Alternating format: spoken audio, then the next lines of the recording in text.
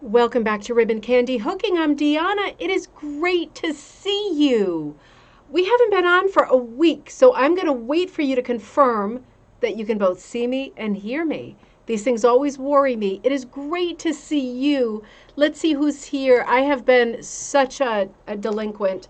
I have been the prodigal for sure. We took off last week. As you know, I took off with my two kids, last minute adventure, end of the summer. Let's do this. And I gathered so much information, so much fun, so many photographs, so many things to share. It's going to be a busy week for us now catching up. It is good to see you all. I'm going to scroll down to the bottom and just be sure that all of my volume is up. Give me the thumbs up or let me know if everything is good technically. Seems like whenever I take the computer away somewhere and then bring it back, there's bound to be a problem. Can see you and hear you, Kaz. Thank you. Good. I'll come back up to the top. That makes me feel I was pressing I pressed buttons on the computer during the week that I was away, and all of that makes me nervous. Karen, great to see you. You are traveling back from Sauder Village. I am jealous. Karen, Wendy, some of our friends took some beautiful pictures of the work at Sauder Village. That's what we're talking about today. We are going to be able to take a walk through as if we were there too. I'm so sad that I wasn't able to go. Nothing is going to stop me next year. Let's coordinate earlier. I coordinated quite late. I decided to not do the vending and all of that very late, and it all rushed up on me. And then my friend who was going to go with me ended up not being able to go. And I thought, there's just no way I'm going by myself. So a huge shout out, a huge thank you to Karen, Wendy, other friends who supplied photos that we can use today, photos that they took of rugs as they were walking through, things that they liked that we can enjoy secondhand for those of us who weren't able to get there this year. Next year is our year. I'm going to plan like 11 months ahead next year. So that I am all set up for every eventuality. I'm sure you have also noticed, if you've tried traveling recently, that things are not good with transportation. The planes are not reliable right now. There's not a lot that's working well right now. So that's another sort of layer of aggravation in 2022. But I have huge high hopes for 2023. It looks like it was a tremendous show. We are going to look at it together in great detail. Karen, thank you so much. Lynn, great to see you. Oh no, Lynn says, Karen, that sounds wonderful. Pretty much we stayed home because of all the flooding, blessed rain in Tucson. Isn't it amazing the extremes that we're getting in different places? And, you know, I was away at the Cape and we were having the opposite there. There's nothing but talk about drought, and, you know, levels being down, all kinds of trouble with wildlife, wildfires in other places in New England right now, other places in the country. It is just it's such a horrific mixed bag right now, isn't it? Kirsten, great to see. Shifting gears very fast, right? We have to keep the mood up, but also keep each other aware of what's going on, in each other's homes, because we're friends here, and I want to know what's going on with everybody. But it is just so alarming how extreme the extremes are, and I think we know why. Karen and Kirsten, Kaz, good morning. Enjoying the last day before officially going back to school. 72 degrees in Wisconsin. That sounds like a beautiful, comfortable day. We are having a similar thing. This is another sort of disparity that confuses me so much, because when I was growing up, maybe it was just a smaller world then, or I was a smaller person and everything else, sort of eluded me. But it always felt like we were out of school. I'm not going to start. But we were out of school the first days of June, and we did not go back until after Labor Day, so well into September.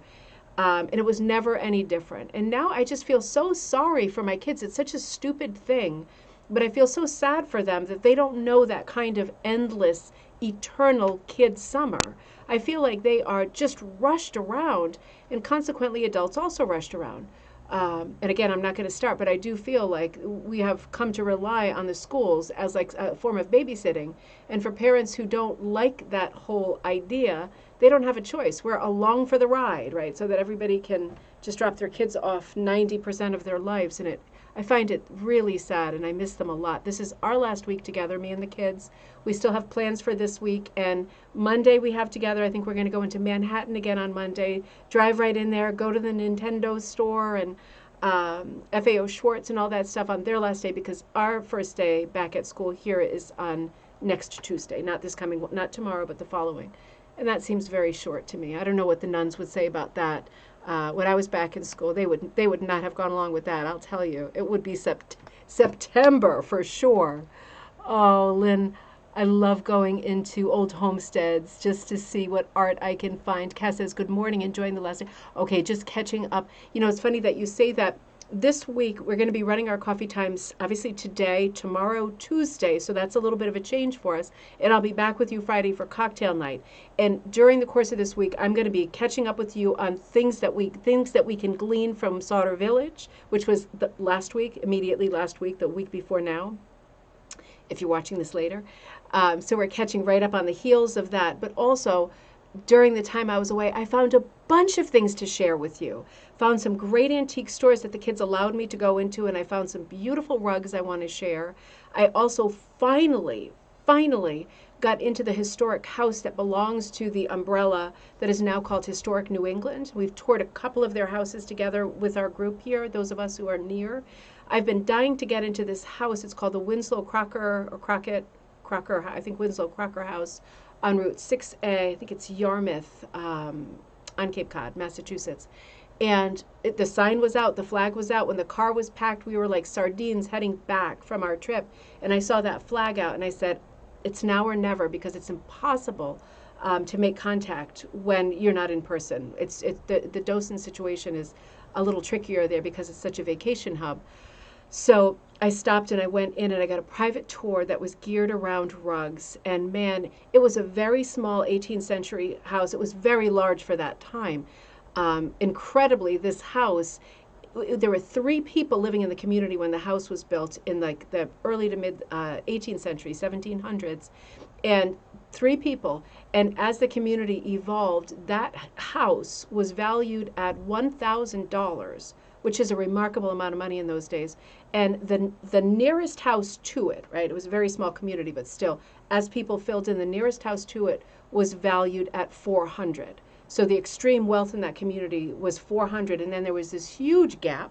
Sounds familiar, right? And then very, very wealthy Winslow Crocker house, and absolutely beautiful. It's by our standards now a very small house, but every room had at least 4 rugs. So I took pictures of every one of those rugs to share with you. We're going to be doing that probably tomorrow and spilling over into Friday. So we've got a lot to catch up on this week. I love the historic houses too, and I'm going to make a bigger point of it probably tomorrow when we look at those photos.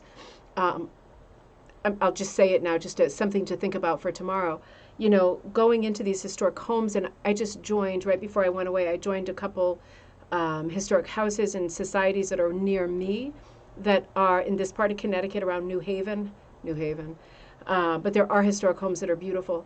And, you know, I joined a couple because I want to keep track of the events they've got going on, and they are not under larger umbrellas of protection, larger societies and preservation societies, so less funding. So I'm trying to join them as I find them. And, you know, older houses, I'm trying to figure out if there are rugs there, if they'd like to learn more about rugs, if there are rugs that need replacing, right, because they have had it. So, for example, when we were in the Winslow Crocker house, I was waiting at the bottom of the stairs, and there was a small group coming from upstairs back down. And there was a beautiful 19th century rug right on the floor at the bottom of the stairs. And people were coming down the stairs, and how could they not, like thundering down the stairs, this tiny old staircase that resembled more of a ladder than a staircase. Boom, boom, boom, old house, boom, right onto the rug at the bottom of the stairs. And I'm standing there like, every foot that hit it, I don't want to scare you, but every foot that hit it, the little edge, it wasn't whipped, right? It's an old rug. It didn't have any whipping or tape or anything. It was just the edge, folded under and sewn. Little curly cues of wool dancing and falling off with every footstep. And I'm just like, didn't feel well ensconced yet enough with the group of people there to say, maybe you should move this rug. Maybe we should do something. What else can we do with this rug? Because I took a picture of it, but I thought I'll probably be asking them within the next year or two if they would like me to replace that rug with an exact replica that I would make, because I'm that worried about it. So this overarching thought, something else to think about in historic homes near you, keep an eye out for those treasures, right? And if you have the time, even if you feel like you are not the best rug hooker in the world, who cares, right? The people who hooked these early rugs, they were definitely not the best rug hooker in the world. They had no training, they just did it. You know, so if any of you get involved in these kinds of rescue projects, whether it is restoring rugs in these old homes that are near you, or replacing them because they're too far gone, and talking somebody through. I hate using the phrase educating someone about something because it has such an air of superiority and smugness about it. I just like to have conversations with people and open it up and say, is it a thought that this thing maybe go up on the wall just so it lasts another 200 years? And if that's the case, could you use a replacement for it on the floor that's an exact replica? That kind of thing, you know. You have to approach people the right way, right? You don't, it's like approaching a horse. You don't want to get kicked in the face. But this is something we should talk about more as time goes on, because that really made me think about it, made me worry about it, made me think, how many of us are out there approaching the cooler, quieter months where there might be time to do this kind of a project and save a nice textile for many future generations. Something to think about, something to return to for sure. Jane, it's great to see you. I'm so happy that you started your work on Boris. He is, and I'm sad that you pulled the sheep out because I thought that the sheep looked beautiful. But you know best. You are there in person in Wales with the piece. I know you know best, but I did love the sheep. I thought you were doing a bang-up job, and I know you will continue to. Chrissy, it's great to see you. Happy coffee time. It is good to be together again. I would have tried to log on those mornings. I could have come out of the lake and logged on, but the signal was so bad I could barely use my phone. Isn't that something? And I thought, I will lose my mind if I can't use my phone. My phone was so slow turning over internet pages. I thought, what am I going to do? And you know what happened? Nothing. I survived, and the sun set at night, and it rose in the morning, and we ate food, and we woke up, and we fell asleep, and everything was just as it should be. And that phone, I hardly touched it because it was too much of a trigger for me. Every time I touched it, it took forever, and I just started to get crazy. So it's funny how that works, isn't it? It was a good reminder that life without technology actually it still works. Robin, great to see you in Wisconsin. Linda H. in Massachusetts. April, hello, hello. And Cindy, hello in Colorado. Good to see everybody. Courtney, happy belated birthday yesterday. Happy 41, right? You are so young and you are so gorgeous. Happy years. Just starting out this next year. It's going to be a good year for you. I just know it. Linda B., good to see you. Joy, good to see you. Sisters are both on from Florida. Michelle, great to see you in North Carolina. You can see and hear me. Thank you. Thank you so much. You're the first person to say that. I was so worried I did something stupid. Beverly, great to see you. Coral Productions, I'm happy you're there. No Man's Van, I was writing to you on one of your older comments on a video this morning. Great to see you. Dave, great to see you. Gray and Human in Toronto, you're kidding. Oh no, is all the miserable weather kind of headed up your way? All that terrible humidity? Pam, good to see you. First time live. Oh, Wilton, California. Beautiful. Oh, I'm so happy to see you. I'm glad you're there. Michelle, great to see you in Ontario. Oh, good. Pam says, I love designing and the things that I'm learning. You love designing your own patterns. Fantastic. And making them thinking outside the box. Isn't that the best thing? So satisfying, gratifying. Everything's so special. She is a baby, Joy. She is a baby. My sister's 7 years behind me, where there's a big gap there. She's catching up fast, though. So good to see you, everybody. So I also wanted to say thank you to Lucy Freeman. You know, I don't usually get mail at this address, and I'm not sure where it is on the internet because it's unreliable here. And I don't know how long this beautiful piece of mail was here waiting for me, but somebody put it downstairs, and I happened to see it as I came up. Lucy Freeman, and you are in Nashville, North Carolina, sent this beautiful image. I'll have to photograph it and send it. I think you can see it pretty good. And you know, this is so, so lovely. I really appreciate you sending this. And I remembered back to our episodes where we talked about Rittermere, right? The Canadian company, and I was going on and on, waxing all kinds of lyrical about how much I love them and what great work they did in the middle 20th century. And this was certainly one of the pieces. I forget what this was called. I feel like it was named after an African country. This is not trivia because I don't know the answer, but I feel like it was. If you remember, put it into the thread there. But I remember Ghana, was it called Ghana? I remember saying, what a beautiful piece this is. It is cropped, The Riddermere pattern is cropped, but I distinctly remember this from one of our cocktail nights because I remember saying, isn't it lovely to see a nude in rug hooking, right? Maybe that's a weird statement. But, you know, we see nudes in all other kinds of art and in rug hooking. You know, I've done a few things with nudes when we were looking at that Barely Hooked book last year, and the video immediately got pulled because there was a hooked rug of a nude person, and I thought, let me just check Botticelli, right? Like pulling up his like springtime and all of his nudes. They were all there. That was no problem. And I thought, what is the problem? And it's funny that I say that too, because if you are in our Facebook group, which is Rug Hooking and Punch Needle Club, I am well aware during the week that I was gone, for some reason, the gates opened and the porn came in, right? Speaking of nude bodies, the porn came in an astonishing way. And we now have that under control again. A huge thank you to Kirsten for dealing with that while I was not even able to use my phone. I was not aware at all of how much porn you were enjoying, accidentally watching, you know, our Facebook page. I'm so sorry about that. These things happen when you hit certain, like, sort of landmark numbers as community groups, and these people find you and they come in, and it's hard to stop it. But we did find a way to stop it. And I think it's either at bay or completely gone at this point. So always let us know in terms of admin when you see something. You know when you're seeing something in a Facebook group that you really should not be seeing, right? It's pretty obvious. So I'm so sorry about that. It was a landslide of naked bodies. So sorry about that. So let's start our trip now before it gets too late. Let's look at Sauder Village. I think the first slides, I'm going to share a slideshow with you here. I'm going to go into my other window and I'm going to keep an eye on that thread so you can, oh, M. Van Stewart. It's Martha. Good to see you. Good to see you. So glad you're here. Oh, I've missed it. I really have missed it too. I look forward to this so much. And as soon as we hit, next week I won't be with you on Monday because I'm going to do something with the kids on their last day. But as soon as we hit Tuesday, next week is going to be our first week of the summer, since the beginning of the summer, that for me is back to business, completely full time. The kids are back in school, and I can really devote myself to our shows and our projects and all the things we have coming up. Oh my God, I almost forgot to tell you something so important that I forgot to tell you like 2 Fridays ago when I ran the last cocktail night. If you are in the New England area, I don't think I mentioned this, but if I did, I'm sorry. It's worth repeating. I am going to be judging the rug division at the Big E, which is the big exposition, which is one of the largest sort of country agricultural fairs in the country. It's certainly the largest one in this part of the country. The Big E happens in Springfield, Mass., but all of the information about submitting a rug for the fair, for judging, is in the link to that is in the description to this video you're watching now, right? This video I'm doing.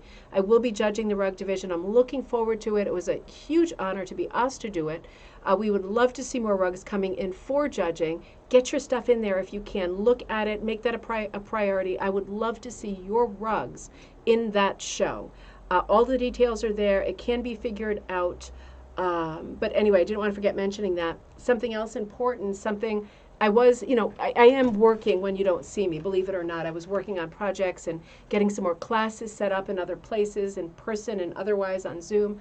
And we are, as of this morning, stocking a new item. I'm going to take it out of here. It's a punch/rug hooking frame, right? I just want to say this before we do commentary. In case you're looking for something like this, people have been asking for this like crazy. I will bring them in other sizes. They are available in other places, but for a lot more. This one is the interior for punching or hooking, and it's got these very, very fine combs right around the edge, right? Deadly, deadly combs. The interior for hooking is 14 by 14 square. It's 16 side to side, and it's 1.5 inches deep, right? So this is great for travel. This is the kind of thing that if you are punching, you're putting your thing on there real tight and you're punching it down into it, propping it up. And if you are a hooker who does not like to work on your lap on a base frame, then you are doing the same thing. You are propping it up on the edge of a table or the arm of the couch, and you're reaching behind. At this size, this is good for small projects and large projects. This 14 by 14 interior is my favorite size. So for $75, there really isn't something like this out there. I wanted my friend Robin, who I saw yesterday at the Banana Split event in Whispering Hill. It was a hook-in. Her husband Mark is making a bunch of things for the Ribbon Candy Hooking Store, and this is one of them. So I wanted to be able to offer something for punchers and also hookers who, again, don't work on a base. as affordable as possible, because you know what makes it pricey at all are these combs, right? The price of this frame is almost the same as the price of these combs at this point. They are painfully expensive. And I wanted to put a shout out because this is my little cover that I put on this thing. I wanted to put the word out there because I know we have a lot of crafty rafties watching. Are you somebody that makes these covers? And if you are, will you let me know, because I would like to stock them in the Ribbon Candy Hooking store.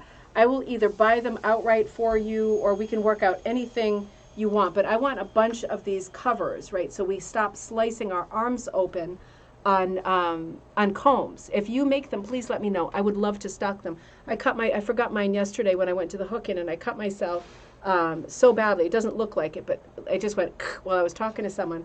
And then I took out a piece of red wool from my bag, even though it wasn't in the piece I was working on. And I was leaning on it because the blood was just pouring out of my arm and it wouldn't stop. And somebody said, "Oh, that's such a nice color of red." And I said, "Yeah, I only chose it because I'm bleeding." So if anybody makes those covers, please let me know. I would love to have them. You're ahead of me, right?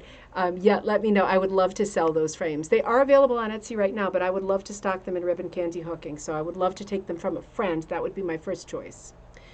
So, ready to go to Sauder Village? It looks like such a beautiful place. I have never been to Ohio at all. And I'm, again, so sad that I wasn't able to make it this time, but it was just much too long of a road trip to take by myself. I'm not as brave as I used to be 20 years ago. Wendy Simon, you sent some beautiful pictures from the show. And Wendy sent a bunch of pictures as she went along. That sort of reflected what Lynn says, what kind of fabric would you like the covers to be made of? Lynn, I would say this one is made out of like a flannel, like a night clothes flannel. I have others that are made of fleece. It doesn't matter to me. I would take them made out of anything. I would love, this, I don't know what size this is when it's not, I'll have to check, when it's not on a frame. But this kind of size for me is good for my octagon frames, for this size frame. I'd like to maybe have two sizes and maybe different materials, right? I'd like to have lots of prints and pretty things to have. And I would love to have some seasonal ones going into fall and winter, right? Because I know we're all capable of making them, but the thing is time, isn't it? Sometimes it's just easier and nicer to buy something that a friend has made, and it saves you that whole project of going to the craft store and figuring it out. So that, for me, the answer is it's a moving target. I'm completely open. I would like a variety of patterns, materials, and also a couple of different sizes for people who have very small frames and also people who have quite large frames. So interesting. Fleece works great, Pam. You're right. I have one that's like lime green fleece, and it's very thick and it never catches me. This one is flannel. It's also very, very good. This one doesn't catch me at all when I'm working on it. This one is a little bit large, but I do use it for the larger frames. Very handy to have. Are you going to sell the cover? Good. What kind of fabric? Okay, super. Yeah, that'll make a lot of sense. I'm just happy to be able to have Mark making stuff like this for us at the absolute base price. So I'm buying stuff from them, and then I'm figuring out what my shop is charging me for it, and I'm really, really not putting profit into it. Like, even Walmart has this prototype of doing some products not for profit and other things for, because without the balance there isn't a business. But stuff like this to me is already expensive, and I don't want it to become prohibitive. So I'm trying to pinpoint as many things tool-wise out there as possible that people might need, particularly beginners or people that just want more frames, more sizes, just more ease of working, and be able to offer them as low as possible, right? So I think we're getting there with all of those solutions. So, sorry, distracted with the thread. So Wendy took some pictures as she went, and she sent a bunch of pictures that kind of echoed conversations that we'd had in coffee time, cocktail time. For example, this one. So she said when she sent this picture, it was in an email, and she said this is a gosh, I can't remember what the name of it was, but this is a gal shoe, right? We were talking about David Galschutt right before I went away, Galchutt, and we were talking about Elsie's Wool and Silk, the Etsy shop that licenses Galschutt's patterns and puts them out there. And I showed you a bunch of Galschutts, and I thought, isn't this interesting? His work is so distinctive, so different. It strikes so many people as being remarkable and interesting hooking wise. But I have to say, until Wendy sent this image, I had not seen this one. And I have to say, this is my favorite by far. Costume wise, do you remember in our conversation of him? It is magnificent. In our conversation of him, do you remember his mother was a costume designer maker? And so a lot of his work has that feeling of these very extravagant, extreme periods of costume like this. Big, huge bow, giant either collar or hat, very whimsical, isn't it? There's kind of masks hanging. Wendy sent a bunch of pictures. I did some blow-ups here so we could see them a bit better. This is the tag that went with it. So this is in Celebration 32, Fastnacht, adaptation by Denny Saylor, Chesapeake, Virginia. And so here's all the information that we're seeing now on the screen.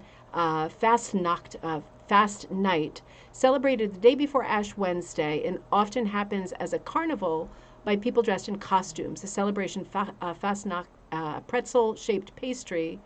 Okay, celebrated in Lancaster, Pennsylvania. Oh, I didn't know that. I hadn't read this yet when I put this up. That's interesting because Fastnacht is also something that happens in some Scandinavian countries, definitely Sweden and Germany. I lived in the Netherlands for many, many years, and we didn't celebrate it there, but Nacht is night. And it is like, for us, that word in Dutch is also relates to donuts. But for me, it doesn't have the pretzel-shaped connotation, so it's kind of that shapeshifter of a word. But interesting, I can see the pretzel in the corner here, and stacked pretzels, right? Probably street vendors and all that. In the Netherlands, they have around the same, well, it's kind of winter time, not really Lent time. They have oliebola, which is oil balls. Sounds a lot less attractive, doesn't it?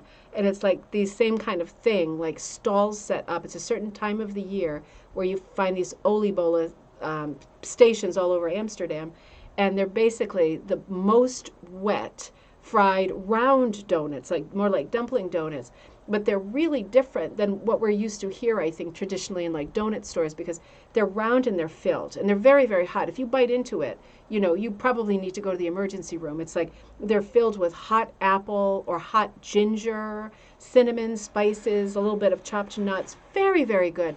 Same kind of a thing, but a little bit of a variation between the European countries about this sort of donut tradition, this donut holiday. So I thought this was a beautiful piece and an interesting piece. I have even more, let me see close-ups of this for you. Now, the reason that Wendy was so kind of enamored of it, how long do you think it took to do? That's a great question. How long? It's hard to say. I'm gonna loop back to that in just a second. I want to think on that for a second. I'm stalling. Steering wheel covers. That's right, Karen. You've said that before. That's a great idea. Steering wheel covers also work great as frame covers for smaller frames. That is a good thought. So bear that in mind too. I still want to stock them, and I still want some nice holiday ones. I want some Halloween and some Christmas for myself. Thanksgiving too, if I can get it. But yeah, and I think they are offering, at least at the box stores like Joann's and Michael's, in flannels and fleeces, like all of those great holiday prints. I would just love some more. Lynn says, I love the Dutch oil bolas, please. Oh, that's okay. The Dutch always drop, it's bola is B-O-L-L-E-N, so balls, plural. And everything with an E-N in Dutch is dropped. It's kind of like a lazy Boston kind of an accent. You don't say bolen, you say bola. And so it's mispronounced already, but that's the way that they say it over there. You get used to saying it the wrong way, I guess. Just like cause. And we drop the R's a lot in this part of the country. I guess it's the same thing. So the reason Wendy was so enamored of this was because it was done partly in Waldoboro. So let me back out of this, because you've seen this beautiful sort of gigantic big fat sleigh bells on here. But if we back up a little bit, oh, that's the pretzel. Let me come forward, actually. Oh, that's the text at the bottom that says Fastnacht, which is, I think, so well done. It has that pennant quality, real Renaissance quality. Let's come back to the first picture of it. Maybe this one? Nope, one more. Hang on, I'm rewinding. Be kind, rewind. So, at first glance, to me, I didn't see the Waldoboro. How did I not? Because it's so obvious now. It's so, so, so large and well done, and it's really pronounced. In this case, Wendy said, remember we were talking about Waldoboro, we were talking about Galshit. This is so funny that we have both of these elements in one piece. And yeah, it is remarkable. It's just such a whimsical piece, but the Waldoboro part really gets me. Because for me, Waldoboro is a form of, if you're a beginner or you haven't heard this yet, I had to intone it. I know, Dave, right up your alley.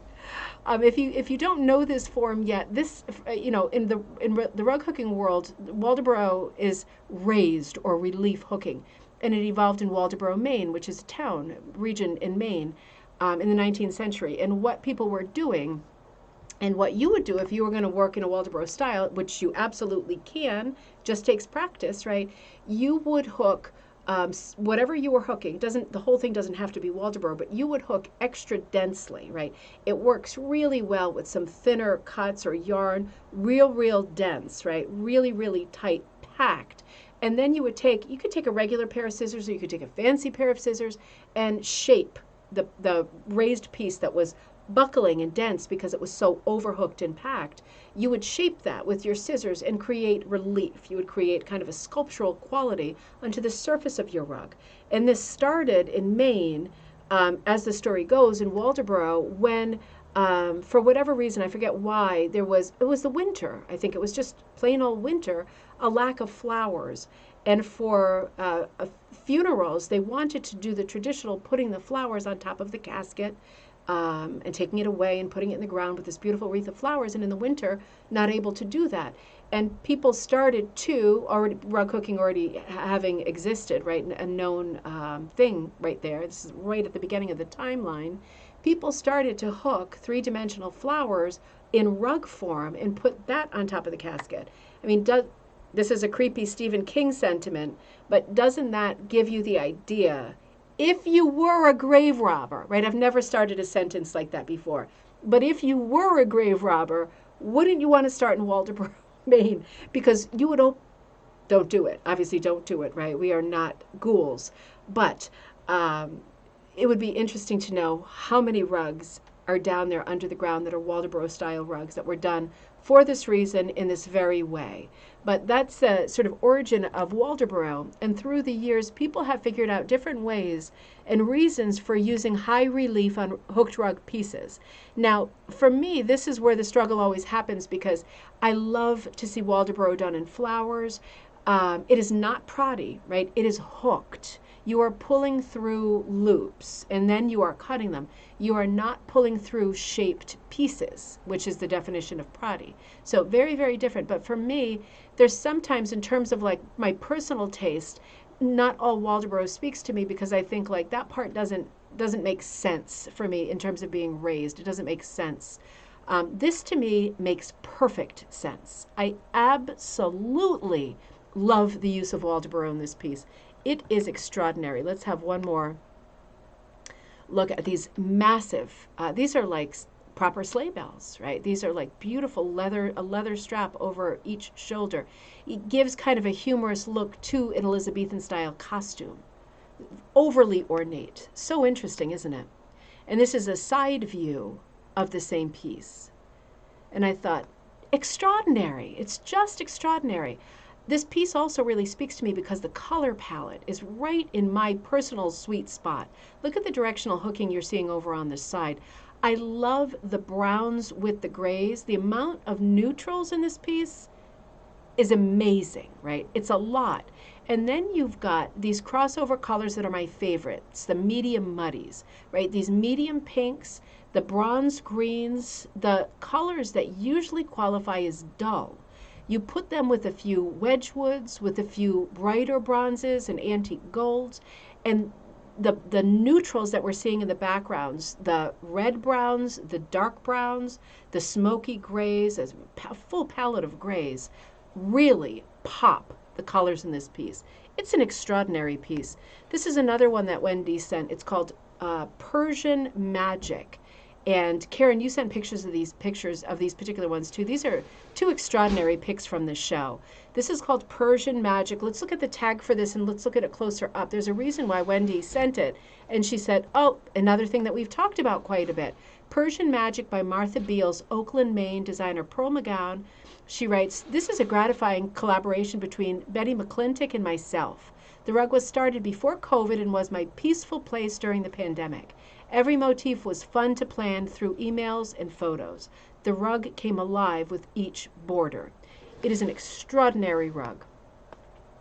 Wendy liked it because she said, look at the handling of the background.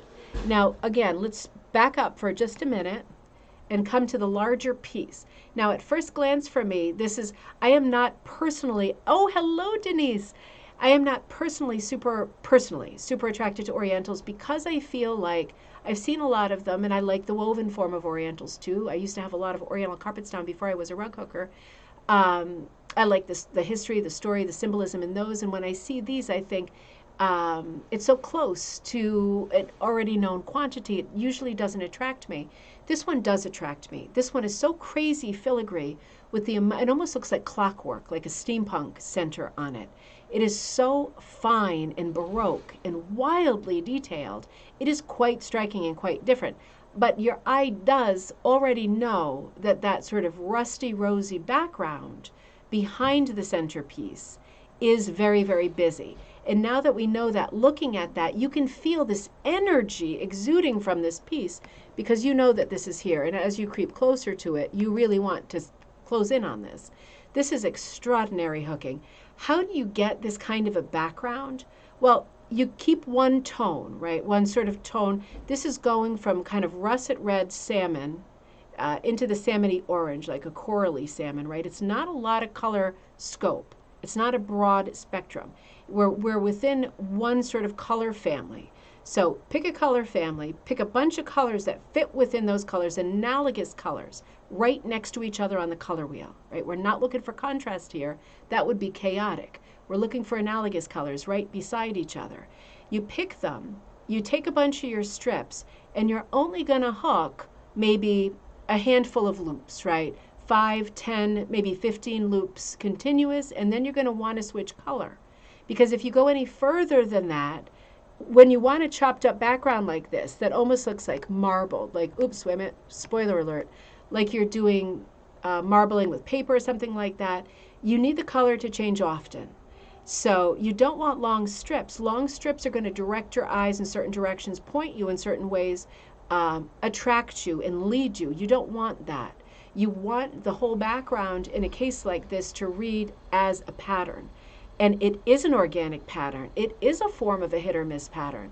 But you can't achieve this kind of a background by doing long stretches or large patches of the same color. You need to constantly keep switching it out. That's how you get there. That's how you get these great effects. Persian Magic, just an extraordinary piece. You could use that with any kind of a background. You could use it with a Hutchinson background like this one. Wendy sent these as well. There were some Hutchinson rugs there, I guess, and this was one of them. I am not, with none of these photos am I able to, with the exceptions of the ones that I'm showing you, am I able to close in close enough to get the tag read. But these are original Hutchinsons, James and Mercedes Hutchinson, middle 20th century, possibly earlier 20th century rugs, the antique real deal, right? Absolutely beautiful examples. We talk about the Hutchinsons a lot. It's never enough. These are beautiful rugs. The Hutchinsons themselves use the term marble cake for the background of their hooked rugs, right? This is a very primitive one. This is like you know, when they do the racing with the horses. This is either some kind of a riding contraption for transportation that I haven't seen before, or it's racing, right? But with the man like in the cart behind the horse. Hard to tell. It says, what does it say? Can you read? Let something go. I feel like I'm playing Mad Libs and I'm being really dense. Puzzle pieces, Karen, that's it. Puzzle pieces is a great way to describe the Persian Magic and also this. This is more marble cake. These are a little more organic, but it is a great technique.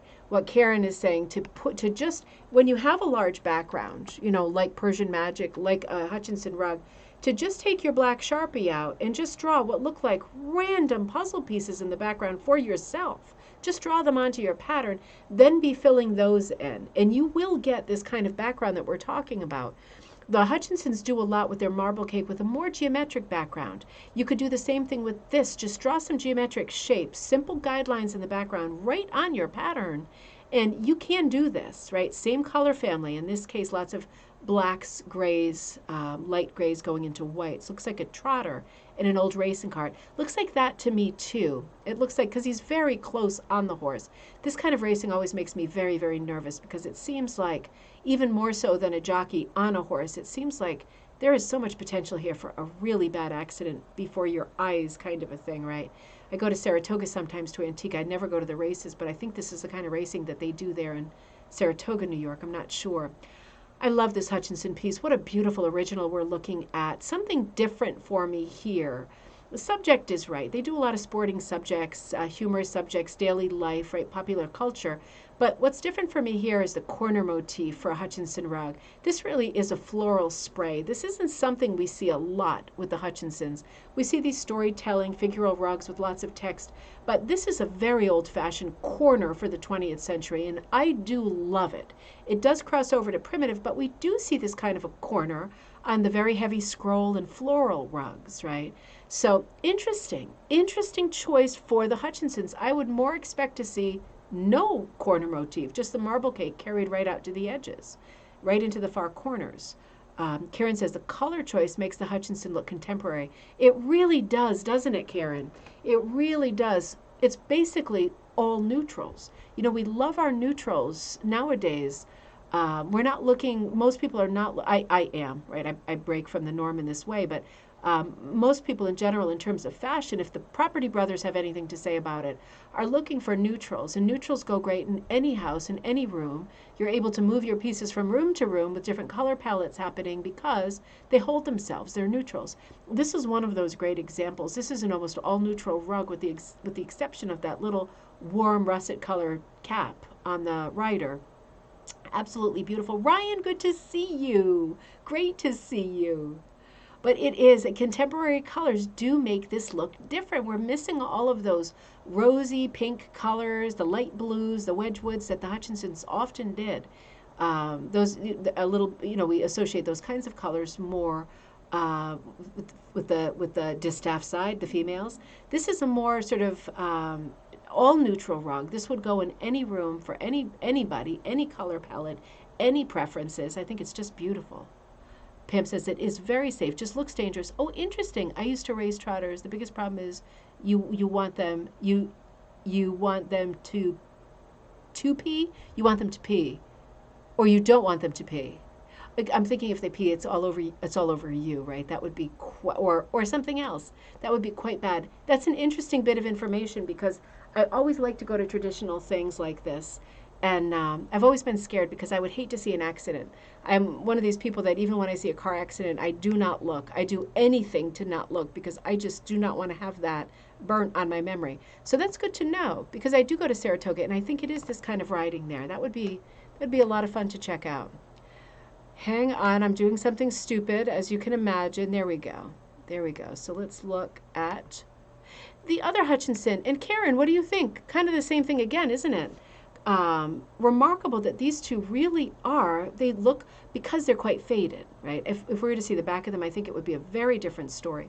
But because of the fading that's happened, they really do look so contemporary. Shed no tears for the sailor's bride. Her life is never... Oh, this is a tough one, isn't it? We'll have to study this later. I'll have to come back to it. One day he's bidding fond adieu, the next he's coming back to you. From London, Philadelphia, Singapore, or some other gay metropolis. Okay, so we must, never adventurous. Her life is never adventurous. Okay, I think we got there in the end. Very nice, very typical Hutchinson text, right?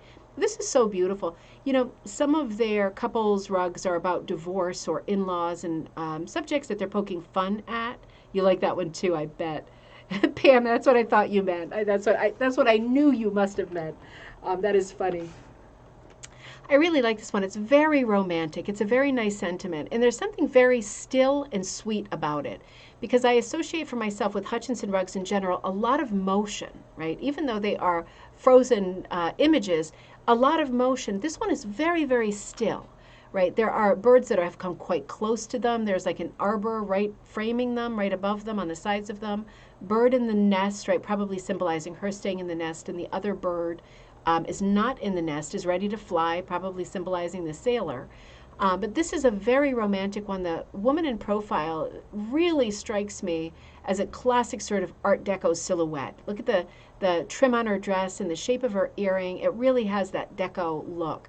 The profile of her face is very deco. It's very still. It's a very calm piece for the Hutchinsons. Really, really lovely. Now, Karen, you sent me so many pieces. I cannot thank you enough.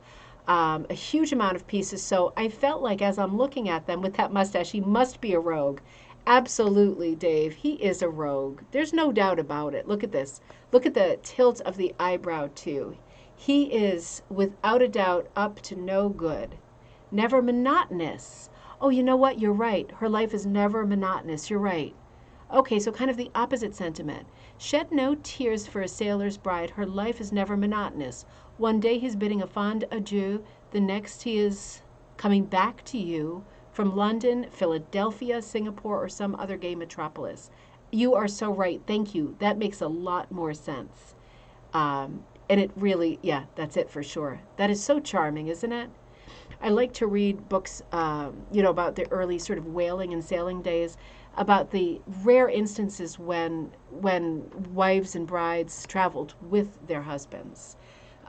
Those always are such crazy stories to me, because I can't imagine accepting that kind of danger, especially as a woman at that time, and bringing like children on board. But they did it a lot. In fact, that house I was telling you about at the beginning of the episode, that Winslow Crocker house on Route 6A on Cape Cod, one of the stories they showed us, and I'll show you this in detail, we might even get to it on Friday, this beautiful crib, like a cradle. And it was all made out of turned wood. I'll show it to you because it made me think, and I wish I would have asked while I was there. I had so many questions, and the kids were outside in the shade, and I didn't want to push it, They already came in like 10 times to use the bathroom. I thought that's probably enough. So I didn't want to ask, but the whole cradle was made up of turned wood, and it made me think, I wonder if that was because it was a 17th century cradle. I was thinking, I wonder if that was because there was not yet a mill in town where they were like planing wool flat, and there was someone who was turning it, but they weren't coming up with flat wood yet. Just made me ask that. Maybe I'll see if I can find out.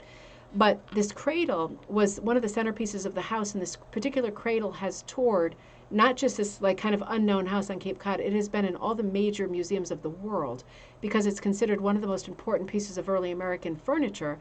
And as the story goes, and the story has been discredited, but as the story always went until recent research, this part is true. The couple, I forget the name of the family, it was Thatcher, something Thatcher, just came back to me. Minister and his wife and their 4 children were on a sort of boat mission thing with people from their congregation, quite a lot of people, traveling, and the boat capsized in a storm. And the only 2 people who washed up were Reverend Thatcher and his wife. They lost their 4 children. They lost everybody else who was traveling with them. They were the only survivors of the shipwreck. And they washed up on this remote island with nothing on it. And behind them washed up a bag with their flint in it, so they were able to make a fire. And a goat washed up the next day, so they were able to have food. And they were rescued 4 days later. And they were very lucky. And how do you survive something like this? You lose 4 kids. Well, the next year they had a child, and that cradle was built for that child. And the story always was that the cradle was washed up too, but that turned out not to be true, because if that were true, the cradle would have had to come from Europe. And this cradle came from American trees, because they're able to tell that now as research moves on. From American trees. So it was built for the child that came right after the 4 lost children in that terrible shipwreck. But I thought, what a story. And then to cap that story off, for those of you from Massachusetts, off of Cape Ann, this happened off of Cape Ann, not Cape Cod, right? They ended up moving to Cape Cod, but this wreck happened off Cape Ann. They ended up giving the Reverend and his wife the island, and they called it Thatcher's Woe. And I thought, my word, who would want to ever see this island again after this kind of horrific event? In the end, the island ended up being sold, but I think it's still there, and I think it's called Thatcher's Island. I have not been, but it's one of these sailor stories that I thought was just a remarkable story. It reminded me a little bit of that Hutchinson sailor and his bride. My God. Cats Gallery, good to see you. Oh, you would like a mermaid themed cover. So now this is all good information coming in. I'm glad that I put this out there because I really would like some covers. And definitely send me an email. Lynn, anyone who wants to work on covers, I think we have a good market for covers. If we can make them and get them out to people, that would be fantastic. You're also, of course, welcome to sell them directly on the Facebook page. On Mondays is our selling day today, Rug Cooking and Punch Needle Club. But I would like to stock some in the store too for people who are not on Facebook. Karen, this is just beautiful. Taking a walk through, a leisurely walk through Sauder Village, these are the kinds of images that we're seeing. Judging from the photos that you sent, that other buddies sent, I get the feel that there are themes happening as you walk through. Of course, there is like a sort of quahog or an oyster shell at the bottom, and what looks like a fisherman blowing into a shell at the top, or some kind of a seaman blowing into a shell. It made me wonder. There were a few instances when I thought, such beautiful work, maybe this area is themed. This is an extraordinary piece. I could not see, even blowing it up, I could not make out the maker or the pattern. So as we're looking at these, a few more minutes today, again tomorrow, again on Friday, if anybody knows or remembers the makers on these, even feels like they might, please put it into the thread because I would love to know. This is an extraordinary piece. This has the kind of stoic quality of like a Wyeth painting, doesn't it? But it's at sea. I love the yellow against the blue, the contrast, the breaking of the border on the top of the man's head. I love the amount of work that is being done here, the pattern of the water, and this little sort of configuration. It almost looks like musical notes of little minnows coming through underneath. It is a remarkable piece. The light, the dark, the shade, the blue transitioning in that background. Look at the ombre handling of that background. Those repeated little breakers, the little foamy breakers, little white specks, little white loops, right? It is so charming. It is so, people are working hard in this picture, but there is something very peaceful about this picture too. I absolutely love this. I thought this was just remarkable. Another beauty. This looks like, Karen, maybe you remember if you're still on, Karen's traveling back now, so she's in the car. I love the framing on this. I always think that's a nice thing to frame something up this way. This looks like is this like a peacock or a peahen maybe? It looks like the bird's body is sequined, doesn't it? So that is entirely possible. I don't think it's the sort of, there's lots of, I've got to start selling them, the sort of shiny metallic covered wool, right, that you can hook with, and it comes up as a big fat loop so it looks like the rest of your hooking. I don't think this is that. I think that this must be added bling, some kind of beading or sequencing, because the bling factor is tremendous. It is such a beautiful piece. I love the softness. It feels like an illumination, doesn't it? It feels like sort of a medieval monk has done part of this anyway.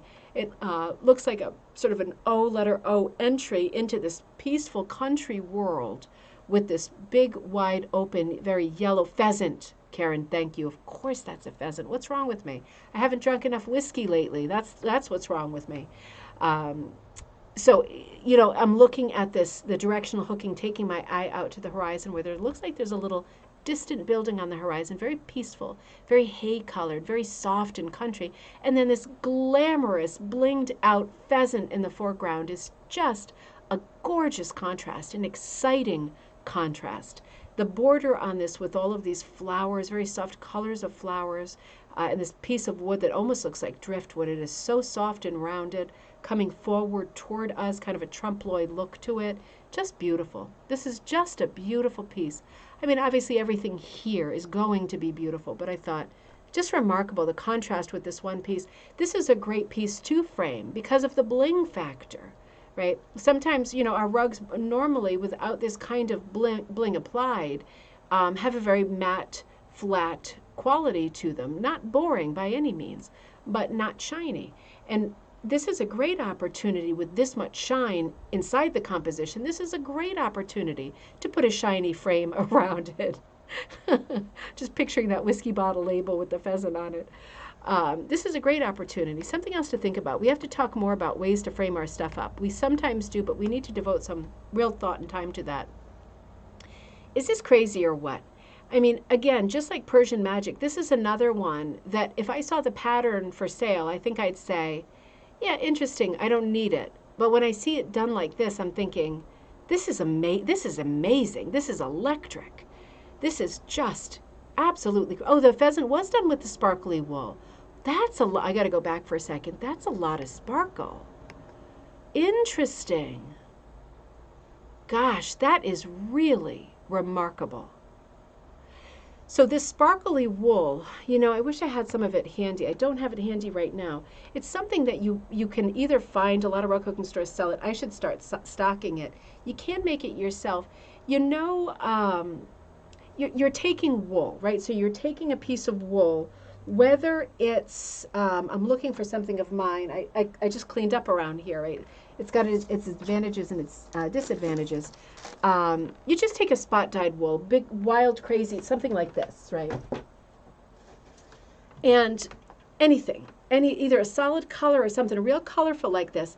And then if you live near one of the big box stores, and you know they always have a section, Joann's, Michael's, Hobby Lobby. They always have a big section of blingy, formal stuff. Sometimes crossing over to holiday and Halloween stuff. And you do, Robin, you often see, I have to make some of it, you often see this material that is certainly synthetic, and it almost looks like tissue, but it's thicker, and it's almost holographic. So it looks kind of like purpley clear, almost transparent, but holographic. When you tip it, it really shines, right? You can adhere that from the back with heat, with two-way interfacing from the back, because you can iron the back of the wool. You're not going to iron that. That is 1,000,000% synthetic, right? That'll kill the iron and the piece, right? And probably give you brain damage from the fumes. So from the back, where the wool is, you can adhere that with two-way interfacing, and then you have a piece that I will cut that through my bliss cutter. I won't put that through other cutters, right? I won't put that through my Sissics and stuff because that's synthetic. If I do a lot of it, it has potential to dull the blades. But I will put it through my Bliss Fraser cutters, right? Because I know that I can sharpen those blades. Or I can cut it with a rotary cutter, or I can cut it with a pair of scissors. But you put that almost holographic, transparent tissue fabric onto this material, and it will look different than if you put it on cranberry color or white. It'll look different each time. Tissue lame. It's like tissue lame. It does have built-in kind of creases and pleats in it, right? Just random. It could be tissue lame. It is not metallic. It's holographic. Because that's the thing for this material, is to be able to see through it at what's underneath it. Because there's enough see-through possibility that it picks up what's under it, and then you can really control your colors. So I'm thinking that they might sell it in larger stores than what my local box store is, with different tints to it. But the one that I see is the holographic one, and I haven't seen a different one yet. If you have, let me know, because I'm going to search tissue lame just to try to gather some more and figure it out. But that is how you do it, baby. You can do it yourself if you have those materials, and then cut it with your scissors. Don't put it through your Townsend or something like that, you know, because I just don't know. I don't know what it does to the blades. It is a very small amount, and you're not using tons of it because it would be overwhelming. But that is a great way to get a lot of bling into your piece. And that is how people are making it. That is how I will make it when I sell it in the store, hopefully in the next week or so. And then there are other bling choices. I happen to have this next to me, so we'll end this show on this conversation, and then we'll start the next show tomorrow morning, moving on to the next piece. I'm still talking about this pheasant. There are other possibilities if you like bling in your pieces. So I have a lot of this stuff, right? And if you've ordered certain kits from me, I get this metallic backed felt. I get this from this store called the Felt Pod. It's on Etsy. Their shop is on Etsy. It is felt, right? Like not wool felt, right? Like acrylic felt, and it adhered to it, right? Like this is like machine made, very high quality foil that has this very high shine. So it's very metallic. The thing about this, again, you want to cut this with scissors or rotary cutter. I put this through my Bliss, right? It certainly dulls the blade. But the thing that's nice about it is the backing of the felt is the same color, right? So it's like self. Because if you buy different brands of it from different people, you sometimes end up with a piece they send you that has a white back and a different color. And we don't want that as hookers because when you make your tiny loops, you can see the sides of them. For me, it drives me crazy. I couldn't have that. For you, maybe you're more easygoing and you're normal and it doesn't bother you at all. But if you think it might, make sure that you're looking to see the back of the piece too before you buy it. I shop with the felt pod because I know that the back is always the same color as the front and that it's not going to be a thing for me. You can't do a whole piece with this. It's very stiff and rigid. Green Mountain also does something like this with wool backing. It is much more expensive, but it's worth it if you're just using a little. They do traditional metallics with very few crazy colors. There are lots of crazy colors out there. Green Mountain does a higher quality of the same product with a lot of plaids and solid backgrounds that are wool, but with more traditional colors like silver, gold, bronze, copper, and lots in between. A little bit of red and other colors. But so far, not like bright orange, bright fuchsia, lollipop red, lipstick red, not these kinds of colors. But other ways that you can get a little bit of bling into your piece, and you can easily work with this. If you are using this kind of material, right? For me, either Green Mountain or Felt Pot or any other company where you can get metallic felt backed material like this. My tip is do not leave the tails up on the surface of your hooking. Because as rug hookers, we are trained, of course, to put our tails on top, right? First and last tail on top so that you don't accidentally pull it through when your blind hand is under there doing the hooking part of the hooking. With the metallic stuff, I keep my tails underneath because I just don't feel like I want to see this sticking out of my piece. Even if it's just here or there, something this stiff and this noticeable, for me looks really ratty. So I try to pull those back through when I'm working with these odd materials. But interesting. So that pheasant brought us to whiskey. It brought us to different materials we can use in our hooking. So many ways to, I was going to say skin a cat, and I hate that expression. So many ways to make nice things, right? We've got to think of a different expression for that. But anyway, let's return to this conversation tomorrow. I think all week we're going to be talking about Sauder Village. And I do want to show you the rugs that I got while I was away. And I do want to show you the rugs from that historic house, the Winslow Crocker house, because they are so lovely and so different. We'll see how far we get. So again, if you joined us late, I'm going to be with you tomorrow, Tuesday, and again on Friday night. And next week, we'll have to see how that goes. I think I won't be with you Monday. I think it'll be Tuesday, Wednesday, Friday next week. So for the next 2 weeks, these are the last days that the kids are off school. I'm still a bit squirrely, but today, tomorrow, and Friday this week, right? So you'll catch me these days. And we will return to our normal schedule in the very near future, I'm sure. In the meantime, subscribe, like, comment, share, all those great things. And I cannot wait, because I really have not looked at these photos yet. I was transferring them one by one last night while I was watching the latest episode of Only Murders in the Building with Steve Martin and Martin Short. And I was not looking at the pictures yet. I like to kind of share them, to look at them with you, so that when they strike me, I can maybe say something more interesting than if I've already looked at it 10 times. So I am really looking forward to getting back to these the slideshow with you tomorrow. We'll do that tomorrow morning at noon, same time, Eastern Standard Time. Ryan said, can't wait for my mason jar. It's going out today, Ryan. I got back very late on Saturday. And on Sunday morning, really early, I had to leave to go to the hook-in at Whispering Hill, the banana split, because I said I would. And when I say I do something, I like to show up, because I know a lot of buddies went out there, and they were looking forward to getting together, and I was there all day. So it's been ragged, wild and ragged, but I have yours ready. And all the mason jars that people ordered for the dyeing set, those are going out today. I'm putting them together as soon as I log off with you. I will see you tomorrow, same time. noon Eastern Standard Time. Have a great night.